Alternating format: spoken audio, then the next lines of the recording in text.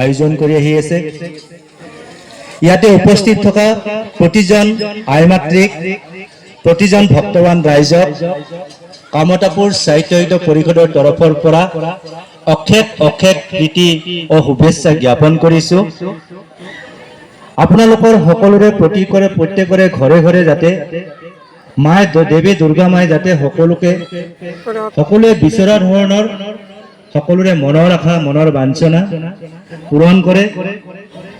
যাতে আমাৰ এই অঞ্চলৰ সকলোৰে ঘৰে ঘৰে শান্তি ঘূৰাই আনে, সকলোৰে সমাজৰ মাজত থকা ভাতৃত্ববোধৰ একতাৰ এনাজৰীডাল যাতে সুন্দৰভাৱে কটকটীয়াকৈ এনেকৈ যাতে প্ৰতি বছৰে যাতে আমাৰ দেৱী দুৰ্গা মাৰ শ্ৰীচৰণত আমি সকলোৱে মূৰ দুৱাই সকলোৱে আশীৰ্বাদ লৈ সমাজৰ কল্যাণৰ কাৰণে আমাৰ এই অঞ্চলৰ কল্যাণৰ কাৰণে যাতে মাক আমি সদায় এনেকৈ যাতে মাৰ শ্ৰীচৰণত থাকিব পাৰোঁ।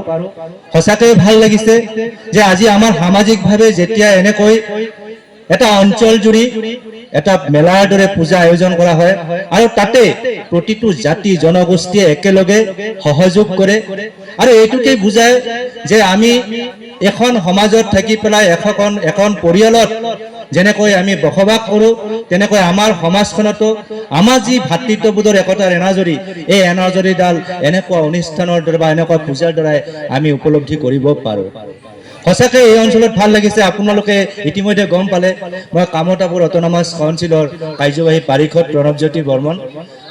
এই অঞ্চলত মই যথেষ্ট দিন ধৰি মই ইয়াতে কাম কৰি আছোঁ। বৰবিলাক মই অহা নাছিলোঁ আৰু মোৰ বন্ধুবৰ সুব্ৰত বিশ্বাস ডাঙৰীয়াই দুৰ্গা পূজাত মোক ইয়াতে আমন্ত্ৰণ কৰিছিলে আৰু মই সৌভাগ্যৱান আপোনালোকৰ মাজত আহি পেলাই মাৰ শ্ৰীচৰণত মই পূজা অৰ্চনা কৰিব পাৰিলোঁ আৰু মাৰ শ্ৰীচৰণত মই সঁচাকৈ পূজা অৰ্চনা কৰি যাতে এই অঞ্চলত সকলোৰে সুখ শান্তি থাকে তাকে মই মাৰ ওচৰত প্ৰাৰ্থনা জনাইছোঁ।